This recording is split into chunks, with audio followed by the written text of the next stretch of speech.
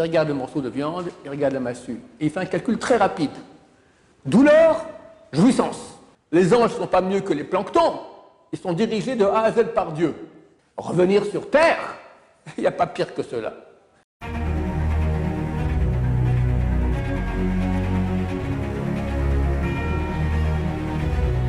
Ce jour dédié pour la Refoua Shema, la guérison complète et rapide de Frédéric David Ben Huguette Rose, pour qu'il sorte en bonne santé de son traitement, Be'ezrat Hashem. Alors la question de Rouven. Pourquoi c'est aussi difficile de se rapprocher de Dieu? Pourquoi est-ce que c'est tellement difficile de se rapprocher de Dieu? Dieu nous aimant veut nous donner la chose la plus parfaite qui existe dans le monde, le plus grand cadeau qu'il y a. Parce que si Dieu me donne un cadeau qui n'est pas le plus parfait, c'est pas Dieu. Il y avait quelqu'un qui habitait à Neuilly. Et il y avait un voisin marocain. Et le fils de ce quelqu'un a fait sa bar mitzvah. Alors le voisin marocain lui a dit, écoute, la semaine prochaine, il y a le roi du Maroc qui vient chez moi quelques jours. Passe le voir, il donnera peut-être un... Tu lui dis pour ton fils, tout ça. Ok, il passe le voir, il a vu le roi du Maroc, tout ça, et puis il va dire, ouais, mon fils, il a 13 ans, comme nous avons fait sa majorité religieuse. Ah, le roi lui a fait un chèque, 40 000 €. Alors il a dit, c'est exagéré. Il lui a expliqué le roi, comprenez, moi je suis le roi du Maroc, je ne peux pas faire un cadeau qui est petit. Ça fait partie du faste et de l'honneur de la royauté marocaine, vous faire un chèque, au moins 40 000 €. Bon, merci beaucoup. Ça c'est le roi du Maroc, le roi des rois. Hachem, est-ce qu'il peut faire un cadeau qui soit moins que parfait? S'il fait un cadeau qui est moins imparfait, moins 1 milliardième de parfait, c'est plus Dieu. C'est pas possible. Donc quel est le grand cadeau que Dieu veut me donner? Non, plus que la Torah. Lui-même, est-ce qu'il y a une chose de plus parfaite que Dieu? Non, il me donne, tiens, je te propose moi. C'est sympa. Ok. C'est quoi moi? C'est quoi lui? On ne sait pas qui il est. Mais il a dévoilé son nom. Et son nom, c'est le nom ineffable qu'on n'a pas le droit de prononcer, Yudke Vavke, qui est la contraction de 3 mots. Haya Oveveye. Signifie qu'il était et sera, qu'on appelle en français l'éternel. Être. Être. De puissance divine. Ok. Comment on fait pour être? Première chose, Dieu doit nous donner le libre arbitre. Dans la réalité, absolument tout n'a aucun libre arbitre. Dieu est le maître incontesté de tout. Un petit plancton dans la mer, c'est Dieu qui dirige le petit plancton. Est-ce que ça va manger par une sardine ou pas? Oui ou non? Quand? Tout ça est décidé par Dieu. Le minéral, le végétal, l'animal. Est-ce qu'un animal il a un libre arbitre? Aucun libre arbitre. Un animal, il a une échelle de valeur animale, celle qu'en parenthèse, 99%, j'allais dire, mais c'est une erreur, 99,99% de la population mondiale a, et n'a pas plus. D'accord? C'est-à-dire, l'échelle de valeur de l'animal, c'est fuir la douleur, la souffrance, et gagner le maximum de jouissance. Comme beaucoup d'êtres humains sur Terre. Donc si maintenant, tu vois, on va dire un exemple pareil, que je donnais souvent dans des cours anciens, tu as un bon nonos, avec des morceaux de viande comme ça, délicieux, que les chiens adorent. Maintenant, tu as 2 chiens en face de toi. Tu as un bulldog qui vient du Bronx, d'accord? C'est un chien qui tous les jours se bat contre d'autres chiens pour avoir un petit nonos de rien du tout. Attends, tout le monde le bon nonos, mais tout le monde aussi une massue. Et il comprend, s'il y a le nonos, il y a le coup de massue. Mais il n'hésite pas une seconde, il fonce sur le nonos, le prend, reçoit le coup de massue, il part. Puis tu as un autre chien qui vient du 16e, comme ça on dit. Il vient de sortir de chez le coiffeur. Petit chien, tic, tic, tic. Il voit le bon nonos, il dit, tu rigoles, tous les jours des nonos pareils. Il voit la massue, ça peine s'il ne va pas s'évanouir. D'accord? Il ne va pas le prendre. Attends, tu prends un chien moyen, entre les deux. Il regarde le morceau de viande, il regarde la massue. Et il fait un calcul très rapide. Douleur, jouissance. Où est-ce que j'ai le plus de douleur? À ne pas prendre le morceau de viande ou à le prendre un coup de massue? C'est ça le libre choix qu'il a. C'est-à-dire qu'il n'a aucun libre choix. Parce que c'est sa nature. C'est une nature. Donc tous les gens qui font des choix, soi-disant dans leur vie, il veut cette fille ou il veut cette fille, il va au resto, il veut ce plat ou ce plat. C'est très intéressant. Quand quelqu'un choisit la carte, qu'est-ce qui se passe là-bas? Il y a à peu près 3 critères. Ce que j'ai envie, ce que ça coûte, et la frime aussi. D'accord? Tu es avec des gens bien, tu vas prendre une belle bouteille comme ça, du genre, tu as les moyens. D'accord? Ça c'est trop cher, ça c'est pas assez cher, j'aurai moins de frime, etc. Tout un calcul qu'il va faire maintenant. Il n'y a rien, il y a rien dans son choix qui est son choix à lui. C'est le choix de son animal. Son animal dit j'aurai plus de jouissance comme ça et moins de souffrance comme ça. Donc il fait un choix qui n'est pas un choix, c'est sa nature. La nature, c'est Dieu qui l'a fixé, il n'y a pas de choix. Pour avoir un choix, il faut que Dieu nous donne 2 programmations. Une de notre partie animale, une de notre partie divine. Telle partie divine, même un non-juif a une partie divine qui lui dit aime la justice, cherche la vérité, aime faire le bien autour de toi. D'accord? Et tu as une partie animale qui dit éclate-toi, mais sans frein. D'accord? La vie est belle, tu parles. D'accord? Vas-y, éclate-toi. Et il a les 2 options. On est plus attiré par la partie animale.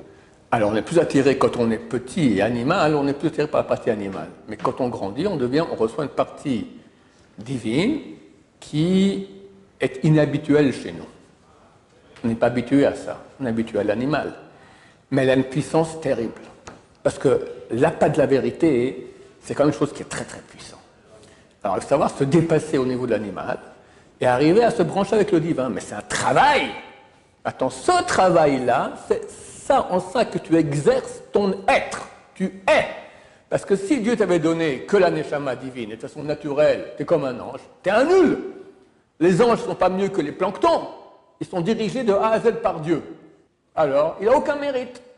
Le seul être au monde qui a un libre arbitre, et quand Dieu a voulu créer l'homme, les anges ont dit « Eh, oh, oh, oh, Gewalt », on dit en yiddish. Attention, bon Dieu, qu'est-ce que tu fais? Tu crées un être qui ne va pas t'écouter, il va se révolter contre toi. Il dira qu'il est Dieu à ta place. Combien de gens, dans l'histoire, ont dit qu'ils étaient Dieu eux-mêmes? Pharaon, Nebuchadnezzar, des grands, d'accord, je suis Dieu. Aujourd'hui, chaque homme moderne dit qu'il est Dieu. Oh là là, ne me souviens pas avec ton histoire. Moi, je décide ce que je fais de ma vie. Tu te crées toi-même, c'est toi qui vas fixer maintenant quelles sont tes priorités, quels sont tes buts dans la vie. Tu te prends pour un Dieu. Ouais, bien sûr, laisse-moi faire ce que je veux, je suis mon propre Dieu. Alors, il ne dit pas comme ça parce que ça fait idiot, mais je suis maître de moi-même, c'est moi qui décide de ma vie. Pauvre type, tu t'es créé, tu sais si tu vis encore dans une fraction de seconde, tu sais rien de toi. Tu t'es créé, pauvre type, orgueilleux, tu te prends pour un Dieu. Bon, pour revenir à ce que je disais, donc Dieu va nous donner le plus grand cadeau qui est celui d'être. Maintenant, tu peux être peu, tu peux être beaucoup. Plus la guerre entre les 2 programmations divines et animales, plus elle est dure, plus tu es. Quelqu'un qui est dans une famille religieuse depuis toujours, d'accord? Et de façon naturelle, il est sadique. Mais il reste au niveau qu'il a eu. C'est faux, parce que d'habitude, le type il va monter aussi, avec toutes ces guerres qu'il aura aussi. On va dire que facilement, il reste à un très bon niveau. Eh bien, c'est un nul. À la fin de sa vie, grand sadique, il a 0. On va dire, il a commencé au niveau 1000, il a bossé, il est arrivé à 1001. Très bien, tu as un point. Tu en as un qui a commencé à moins 10 000. Et il a bossé, il est arrivé à 2. 2. Bon, c'est pas mal, c'est mieux que 0. Mais il a 1002. Il a 1002. L'autre, il a 1, toi tu as 1002. Qui est plus grand? Bien sûr, le Baal Tshuva. Bien que du point de vue de ce que nous voyons, il est à 2 et l'autre, il est à 1001. Mais ça n'a aucune valeur. Et quand Mashiach reviendra, il y a un Zohar qui dit, un Zohar extraordinaire, qui dit que quand Mashiach reviendra, toutes les choses intérieures seront extérieures. On verra la lumière sur les gens. Tu vois un type que tu croyais qu'il était un nul, et en fait il a fait des actions dans sa vie, et c'est un grand sadique, et tu avais quelqu'un qui avait une grande barbe, un grand chapeau, et un grand frac, et une grande yeshiva, puis tu vois que c'est un nul. Comment ça se fait? Parce qu'on verra les vraies batailles que la personne a eues. Le grand cadeau de Dieu, c'est la bataille. C'est ça qui donne tout le mérite. Alors, tu veux une petite bataille? En fonction de ton potentiel, Dieu a choisi la bataille que tu dois avoir. Et si tu avais une bataille plus facile, que tu vas à Mabba, tu vas dire à Dieu, Dieu, je ne comprends pas, j'ai un potentiel 100. Tu m'as donné une bataille de 10, tu m'as donné une bataille de 99. Moi, j'avais 100 comme potentiel. Je voulais la bataille la plus dure que je peux faire. Tu l'as eu, mon cher ami. Elle est dure. très dur, mais tu as du mérite. Je vais te dire un petit quelque chose, que tu as un avantage fantastique. Avant 2 mois, la bataille est finie. Qui peut dire ça? Les gens avaient des batailles de 70 ans. Toi, tu as moins de 2 mois à tenir. Et si tu as gagné, tu as gagné, tu as gagné, tu as gagné. Infini. Tu as perdu infini. Alors, c'est dur. Vas-y à fond, tu casses tout azimut, ça y est, c'est la fin. Machar, il arrive, tous les comptes s'arrêtent. Et voilà, pour l'éternité. J'aimerais bien faire encore un. Trop tard, Balthazar. Ça, c'est en grand partout. Trop tard, Balthazar. Trop tard, Balthazar. Trop tard, Balthazar. Aïe, aïe, aïe. On va se taper les têtes dans le mur. Je crois que chacun de nous doit prêter le coussin sur le mur pour se taper la tête dedans. D'accord? J'aurais pu faire plus. Moi, je vous parle, mais je ne suis pas mieux, d'accord? Je parle du Mashiach sans cesse. Est-ce que j'avance un peu plus à cause de ça? Il y a 4 siècles, il y a eu un faux Messie, Shabtai Tzvi. Il marche mot. C'est un des seuls juifs sur qui on peut dire il marche mot que son nom soit effacé. Lui, l'acrobate. Et Rav Shteman, il a dit aussi sur les gens de la gauche israélienne à l'époque, il a dit, sur la paix, il a dit marche mot. D'accord? C'est très rare qu'on puisse une malédiction aussi grave. Il a fait croire à beaucoup du peuple juif qu'il était le Mashiach. Mais tu sais ce qui s'est passé à l'époque? Les femmes et les enfants jeûnaient 3 jours consécutifs. Ils se roulaient dans la neige. Aujourd'hui, tout le monde parle du Mashiach. Tout le monde parle du Mashiach. Le Rav du Badat, j'ai fait le cours la semaine passée, d'accord, le Rav Sternbuch, il a dit aux gens de Ramatita Solomon, aujourd'hui, tous les Sadikim savent que Mashiach vient. Il a dit, normalement, les gens qui parlent, ça prouve qu'ils ne savent rien. Moi, je parle et je sais, c'est parce que c'est tellement connu qu'on peut déjà parler. Donc, on peut se tromper. Et peut-être que ce ne sera pas dans 2 mois, peut-être dans 3 mois, peut-être dans 1 mois, mais qu'on y est, il ne reste pas beaucoup de temps. Il te reste 2 mois maintenant. Dieu, il peut faire une petite bataille toute facile. Tu te lèves le matin, tu es en pleine forme, tu adores la Torah, tu adores prier, tout va très bien. Pauvre type! Tu diras à Dieu, Dieu, mais j'aurais pu faire beaucoup plus. Pourquoi tu m'as donné une bataille aussi nulle? Mais je veux te donner être en fonction de la bataille. On ne peut pas dire pourquoi c'est si dur. Heureusement que c'est dur. Heureusement que c'est dur. Je vais dire quelque chose en plus. C'est dur au début. Après, ça devient facile. Et quand ça devient facile, tout ce que tu pratiques facilement, quand tu as eu la bataille au début, c'est considéré comme si tu fais encore la bataille dure, parce que tu l'as eu pas facilement, tu l'as eu dur. Donc tu as un mérite énorme. Dieu nous aime. Le peuple d'Israël a eu des épreuves durant l'histoire effarantes. Qu'est-ce que Dieu n'a pas fait pour éprouver le peuple juif? Combien de décrets? Il y avait un décret terrible il y a 150 ans environ en Russie, ça s'appelle le décret des cantonistes. Les tsars savaient très bien que le peuple juif était un peuple irréductible. Ils ont dit, à cause de quoi? À cause de l'éducation, de la Torah. On va prendre des enfants de l'âge de 7 ans. De 7 ans, je crois, jusqu'à 35 ans, 40 ans, ils allaient à l'armée rouge. Un gosse à l'âge de 7 ans, il quittait sa maman, son papa, rentrait dans l'armée rouge, où il souffrait terriblement. À l'âge de 40 ans, on les libérait. Qu'est-ce qu'il avait de Torah? Est-ce qu'il avait mis les filles une fois dans sa vie? C'était quoi sa Shabbat? Il n'y avait rien. C'est terrible, terrible. Je crois qu'il n'y a aucun pays qui a fait souffrir le peuple juif autant que la Russie. Vous me direz oui, la Shoah. On pense que Staline a tué autant de juifs que la Shoah. Il l'a fait en douce sans que les gens savent, dans les goulags, par le froid, etc.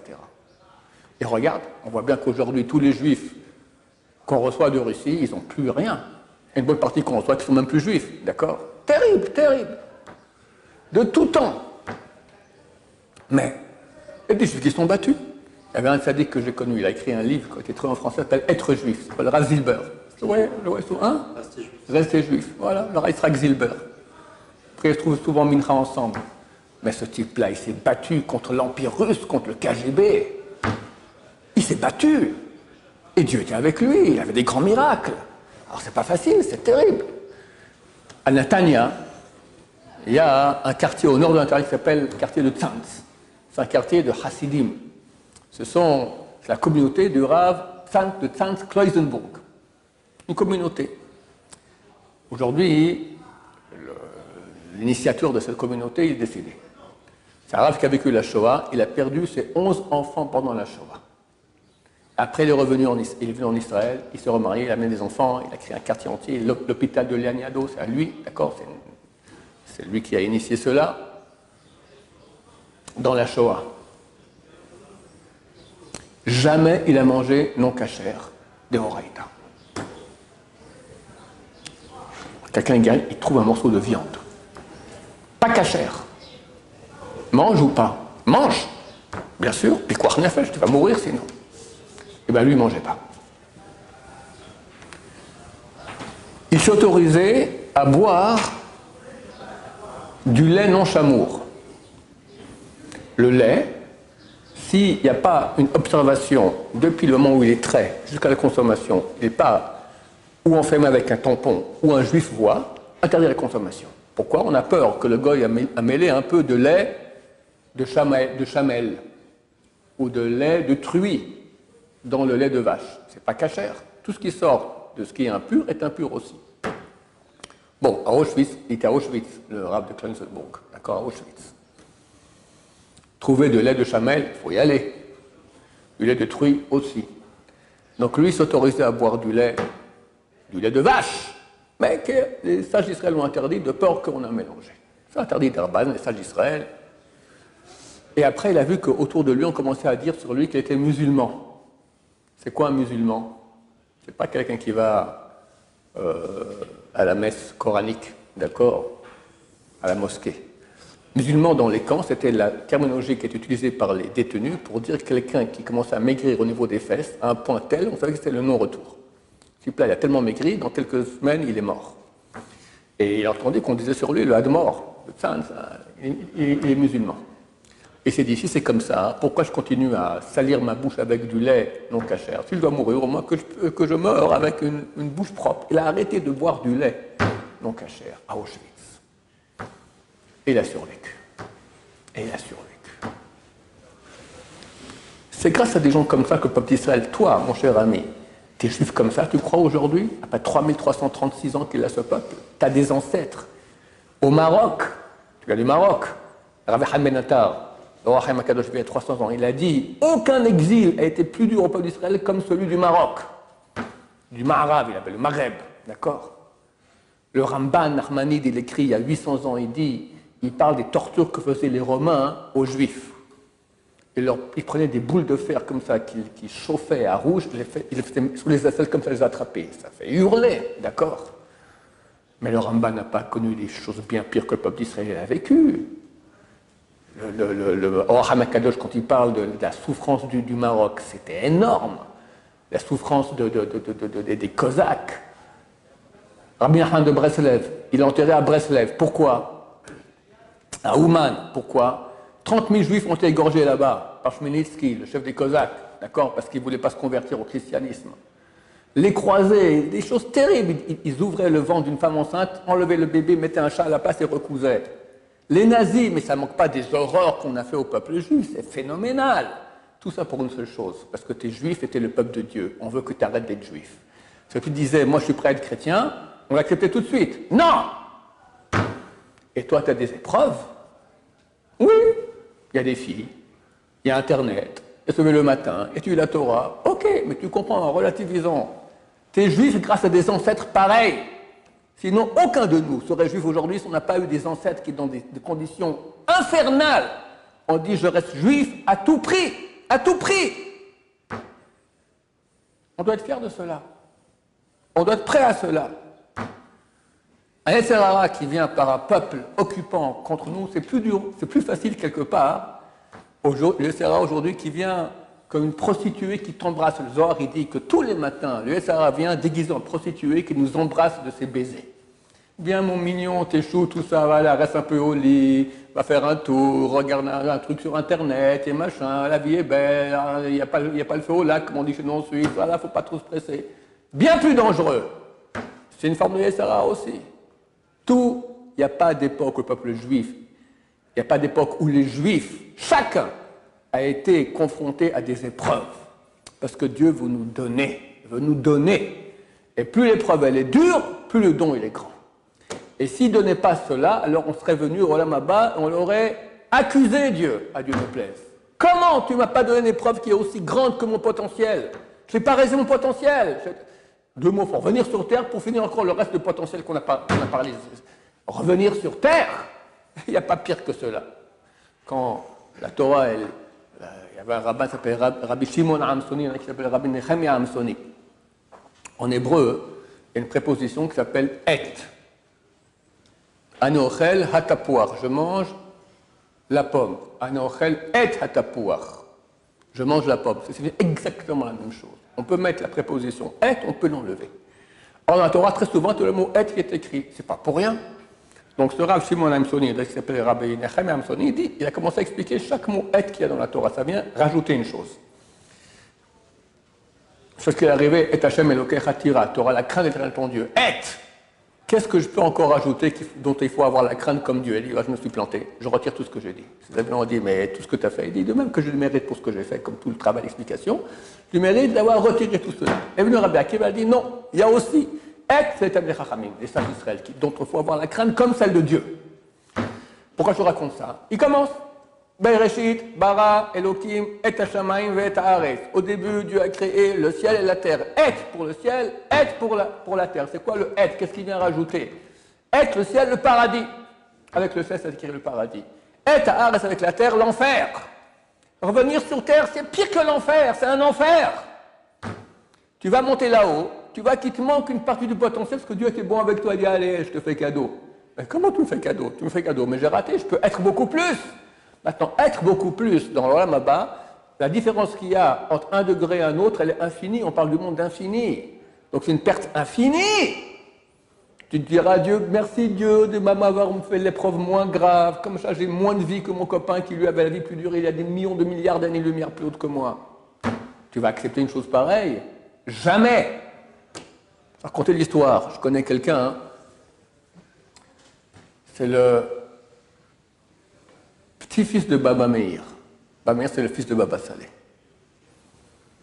Et son grand-père, c'était Baba Han. Baba Han, c'est le fils de Baba Haki, le frère de Baba Saleh. Qui était marié à la fille de Baba Saleh. Le neveu de Baba Saleh était marié à la fille de Baba Saleh. Il s'appelle Ruchama. Et ce Baba Han, son mari de cette femme, il est mort très jeune. Et le petit-fils m'a raconté que sa grand-mère, Ruchama, quand elle voulait parler avec son ex-mari, elle allait devant son portable, elle dit, viens me voir, ça fait longtemps que tu n'es pas venu me voir. Chaque nuit, elle demandait, il venait et il discutait en rêve. Une fois, elle lui a demandé, raconte-moi, comment va mon frère, Baba Meir? Il a répondu, je ne vois pas. Il est beaucoup, beaucoup, beaucoup trop haut. C'est un Tamil Chacham, un tzaddik. Mais Baba Meir, il doit être Mashiach, d'accord? On n'est pas dans le même monde. Maintenant, donc il y a des degrés dans l'Olam Haba. C'est marqué par exemple, le Zohar il dit, tu parles des Baalei Teshuvah que c'est dur pour eux.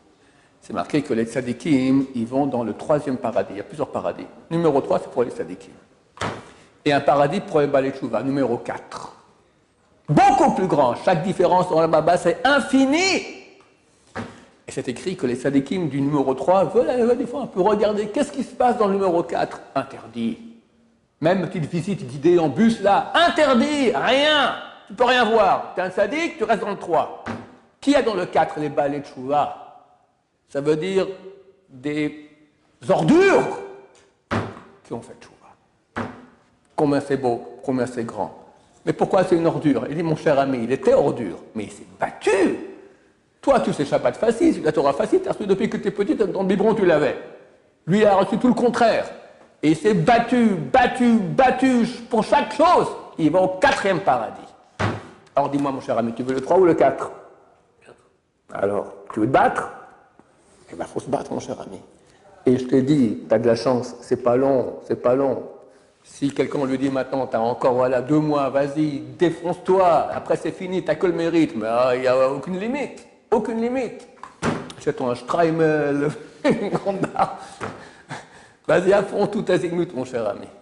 Voilà, Bezrat Hashem. Donc il faut savoir cela. Et non seulement les efforts qu'on doit pratiquer pour pratiquer la Torah, mais toutes les souffrances. Aujourd'hui, tout le monde souffre. Toutes les souffrances qu'il y a, toutes les souffrances que le peuple d'Israël endure, cette guerre terrible, et les otages, et tout ça, et tout ce qu'on a enduré, il n'y a pas de mérite plus grand que la souffrance. Parce que la souffrance, c'est ta participation à l'être. C'est la seule chose, quelqu'un il va faire des choses énormes dans sa vie. Mais Dieu l'a aidé. Il a ouvert une grande yeshiva, il a ouvert un grand séminaire, il a une grande organisation d'entraide. Ok, très bien, très bien. Ça, tu as reçu des forces de Dieu. Alors, ce n'est pas complètement toi, tu as une petite partie, mais Dieu, il t'a beaucoup aidé. La souffrance, c'est entièrement toi. La souffrance, c'est tout toi qui souffres. Donc, c'est la seule chose à propos de laquelle je peux dire, c'est moi qui ai fait. C'est moi, c'est ma participation à moi, j'ai souffert. Alors, la Gemara dit, on veut ni les souffrances, ni leur mérite. Mais quand la souffrance vient, il faut dire un grand merci à Hachem. Pas facile, terrible. Et il y a petite souffrance et grande souffrance, d'accord? Toute souffrance est souffrance, on ne veut pas les souffrances. Mais si déjà Dieu décide que tu mérites une souffrance, on dit bien mérite une souffrance, ça peut être qu'un grand cadeau. Voilà, que Dieu nous aide à ne pas souffrir, que Dieu nous aide à réaliser tout nos potentiels, et que très bientôt ils disent halte à toute la galoute, l'exil du peuple d'Israël, même Mashiach très rapide, et qu'on ait tout le mérite, et que tout Israël ait le mérite de toute la souffrance qu'ils ont vécue durant toute leur vie. Baruch Adonai, l'olam, amen ve amen.